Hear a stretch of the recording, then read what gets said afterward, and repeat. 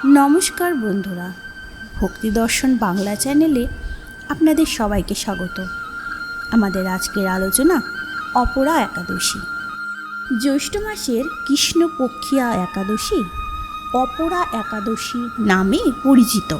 2024 সালে 3রা জুন এই একাদশী পালন করতে হবে। বহু পুণ্য প্রদানকারী এই একাদশী মহাপাপ বিনাশকারী ও পুত্র দানকারী এই একাদশী অপরা নামে খ্যাত। যুধিষ্ঠির মহারাজের প্রশ্নের উত্তরে ভগবান শ্রীকৃষ্ণ বললেন, এই ব্রত পালনকারী ব্যক্তি জগতে প্রসিদ্ধি লাভ করে। ব্রহ্ম হত্যা, গো হত্যা, ভ্রূণ হত্যা, পরনিন্দা, পরস্ত্রী গমন, মিথ্যা ভাষণ প্রভৃতি গুরুতর পাপ এই ব্রত পালনে নষ্ট হয়ে যায়। যারা মিথ্যা সাক্ষ্য দান করেন, অর্থাৎ যারা আদালতে বা কোনো জায়গায় মিথ্যা সাক্ষী দিয়ে থাকেন, ওজন বিষয়ে ছলনা করেন, শাস্ত্রের মিথ্যা ব্যাখ্যা প্রদান করেন, জ্যোতিষের মিথ্যা গণনা করেন ও মিথ্যা চিকিৎসায় রত থাকে, তারা নরক যন্ত্রণা ভোগ করে। এইসব ব্যক্তিও যদি এই ব্রত পালন করে তবে তারা সমস্ত পাপ থেকে মুক্ত হয়।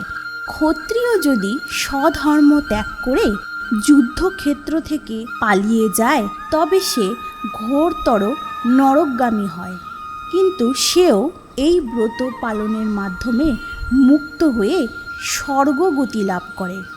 মকর রাশিতে সূর্য অবস্থানকালে মাঘ মাসে প্রয়াগে স্নান করলে যে ফল লাভ হয়, সেই ফল একটি মাত্র অপরা একাদশী করলে লাভ করা যাবে।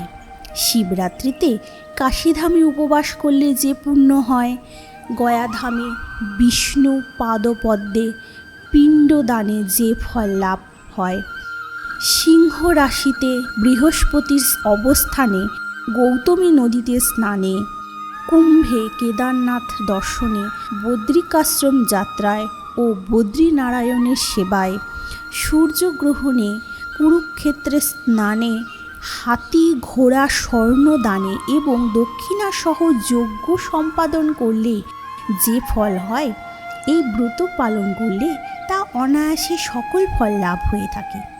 এই অপরা ব্রত পাপরূপ বৃক্ষের কুঠার স্বরূপ, অর্থাৎ বৃক্ষস্বরূপ যদি পাপও হয়ে থাকে, কুঠার সম এই একাদশী তা খণ্ডন করে দেয়। তবে মনে রাখতে হবে আর যেন আমাদের দ্বারা কোনোরূপ পাপ না হয়।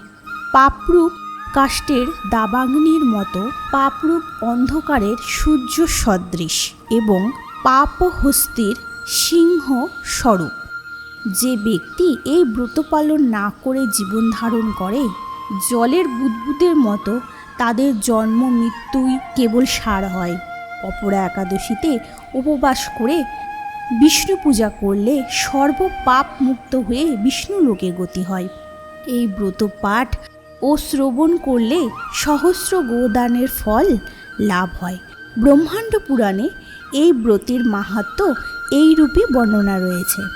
বন্ধুরা, একাদশীর দিন ব্রহ্ম মুহূর্তে ঘুম থেকে উঠে আমরা সূর্যদেবের উদ্দেশ্যে জল প্রদান করব। তারপর তুলসী দেবীর উদ্দেশ্যে জল প্রদান করব এবং ভগবানের কাছে সংকল্প করব যাতে আমরা একাদশীর দিনটি ভালোভাবে পালন করতে পারি। একাদশীর সংকল্প মন্ত্র: একাদশং নিরাহারায়া স্থিত্বা অহম অপরেহনি ভক্ষ্যামি পুণ্ডরীকাক্ষ শরণ্যং মে ভবাচ্যুত।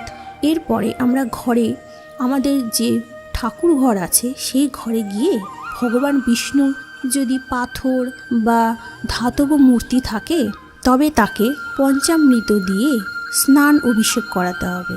পঞ্চামৃত অর্থাৎ দুধ, দই, ঘি, মধু, শর্করা অর্থাৎ মিছরি, এই 5 রকম দ্রব্য একসাথে মিশিয়ে ভগবানকে স্নান করাতে হবে। তারপর শুদ্ধ জল দিয়ে স্নান করাতে হবে। তারপর ভগবানকে পরিষ্কার করে পরিষ্কার কাপড় দিয়ে মুছিয়ে ভগবান বিষ্ণুকে হলুদ বস্ত্র পরাতে হবে। এরপরে ভগবানকে আপনারা ফুল, চন্দন, তুলসী সহযোগে, প্রদীপ, ধূপ, দীপ সহযোগে ভগবানকে পুজো করুন। এই ব্রতের পারণের সময় হলো পশ্চিমবঙ্গে 4 জুন ভোর 4:52 থেকে 9:17 মধ্যে এবং বাংলাদেশে ভোর 5:16 থেকে 9:34 মধ্যে। একাদশীর পারণ মন্ত্র: অজ্ঞানতিমিরান্ধস্য ব্রতেনানেন কেশব প্রসীদ সুমুখনাথ জ্ঞানদৃষ্টিপ্রদ ভব। এবং কৃষ্ণপ্রসাদ গ্রহণ করে আপনাদের ব্রত সম্পূর্ণ করুন। বন্ধুরা, আপনারা যত্ন সহকারে এই একাদশীর ব্রত পালন করুন এবং ভগবানের আশীর্বাদের পাত্র হয়ে উঠুন। বন্ধুরা, আমাদের ভিডিওগুলি যদি আপনাদের ভালো লেগে থাকে তবে লাইক, কমেন্ট এবং শেয়ার করুন। আপনাদের কমেন্ট আমাদের নতুন ভিডিও বানাতে প্রেরণা প্রদান করবে। তাই অবশ্যই লিখুন রাধে রাধে বা জয় শ্রীকৃষ্ণ।